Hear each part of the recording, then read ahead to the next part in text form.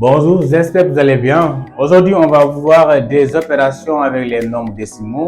On va descendre un peu le niveau, aller jusqu'à CM2. Voilà. Donc ici, on va voir la somme, la différence, c'est-à-dire la soustraction, et aussi la multiplication et la division avec les nombres décimaux. Niveau CM2. Mais avant ça, quand même, on va essayer d'expliquer c'est quoi un nombre décimal. Par exemple, ici, on peut avoir 4 cinquièmes ou bien 4 cinquièmes, je vais écrire comme ça, 4 cinquièmes. Mais 4 cinquièmes, si on fait la différence, si on fait la division, ici, ça va nous donner 0,08.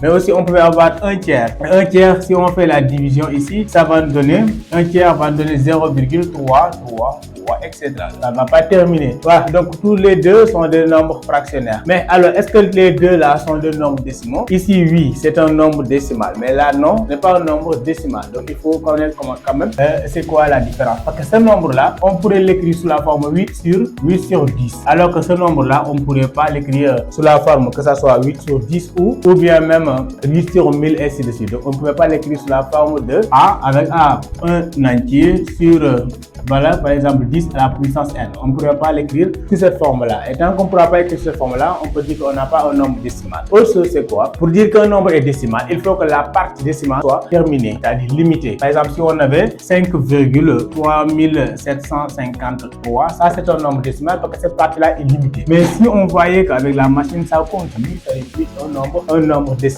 Voilà. Donc, appartenir à l'ensemble D, il faut que d'abord la partie décimale soit limitée.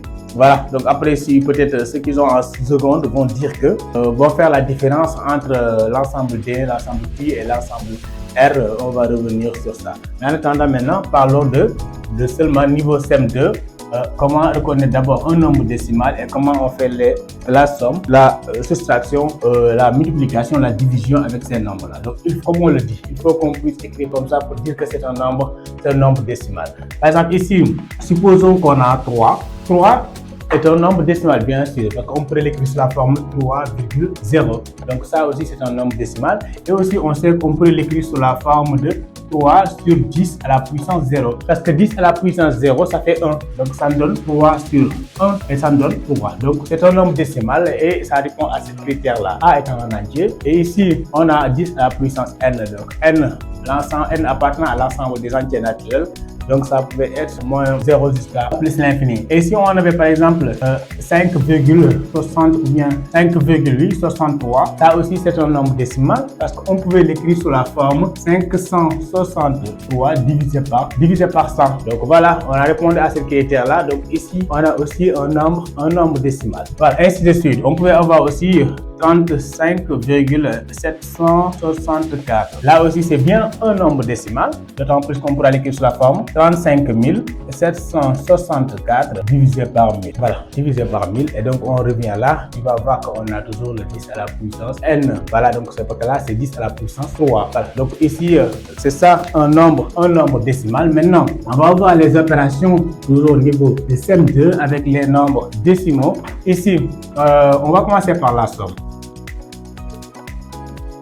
Par exemple, on peut voir 3453,67 plus 275, bien pour que ça soit plus intéressant, je vais dire seulement 27,375. Voilà, donc on fait la somme de ces deux nombres. Comment on va poser? Ici, on va écrire le premier nombre, 345,67. Maintenant, la manière dont on pose cette opération-là aussi est importante. Donc, ici, on va mettre unité sur unité, dizaine sur dizaine, mais dixième sur dixième et centième sur centième, millième sur millième. Donc ici, 7 est unité, donc je vais écrire ici 7 et là 2. Maintenant, je place la virgule, ici vous voyez, et après 3, c'est dixième, centième et millième. Voilà, donc il faut bien poser l'opération, sinon le résultat ne sera pas bon. C'est plus. Ici, maintenant, on considère qu'il y a un 0. Donc, du coup, on fait 5 plus 0, ça fait 5. Et ici, 7 plus 7, ça fait 14. J'écris 4 et je retiens 1. C'est-à-dire, quand le nombre qu'on a trouvé est composé de deux chiffres, on écrit l'unité et on conserve le dixième. Donc ici, on va dire 4, on retient le 1. Maintenant, ensuite, on fait 3 plus 6, ça fait 9. Et on additionne ce qu'on avait retenu, ça fait 10. Donc on écrit ici 0 toujours et on retient encore le 1. Maintenant, cette virgule-là doit suivre la virgule comme ça. On écrit, on place la virgule, on a retenu 1. Maintenant, 7 plus 5, ça fait 12. 12 plus 1, ça fait 13. Toujours, j'écris 3 et je retiens 1. Ensuite, là, je vais dire 2 plus 4, ça fait 6. Et le 1, ça fait 7. Là, il n'y a rien à retenir parce que, voilà, parce que seulement le nombre n'est pas composé de deux chiffres. Ensuite, donc, ici, on dit 3 plus 0. Donc, il fait 3. Et donc, ici, notre résultat est égal à 373,045. Vu la somme, on va voir la différence ou bien la soustraction. Ici, on va avoir 7455,052. Maintenant, moins 3662,45. Voilà, donc on fait la soustraction de 2 et il faut garder, les règles sont les mêmes pour la somme et l'addition. Ici, on commence par écrire le premier nombre, 7,425,052. Maintenant, moins, et là toujours unité sur unité, dizaine sur dizaine, ainsi de suite, et dixième sur dizaine. Donc là, on va faire 2, 10, 6 et 3. Maintenant, on place la virgule, toujours la virgule sur la virgule, sous la virgule. Ici, on dit 45. Voilà, donc ici, pour faire, on considère que là, c'est 0. Tout court. Donc maintenant, on va faire 0 au de 2, ça nous reste 2. 5 au de 5, ça fait 0. Et maintenant là, 4 au de 0, on sait que 0 est plus grand que 4, donc on ne peut pas le faire. Du coup, on va emprunter ici une dizaine. Et ça va devenir 10. On va dire maintenant 4 au de 10. 4 au de 10, il reste 6. Mais on avait emprunté une dizaine, n'oublie pas qu'on n'a qu'à l'ajouter ici d'abord, sur le nombre d'en bas. Et donc là, ça va devenir 3. Et on dit là 3 au de 5. On place déjà la règle, toujours comme ça. 3 au de 5, ça reste 2. Maintenant, on continue 6 au de 2. Impossible, donc on n'a qu'à emprunter une dizaine. Et ça va donner 6 au de 12. 6 au de 12, il reste 6. Mais on avait emprunté une dizaine, on n'a qu'à l'ajouter ici. Et donc, on va faire 7. Maintenant, 7 au de 4, impossible, donc on va dire 7 au de 14.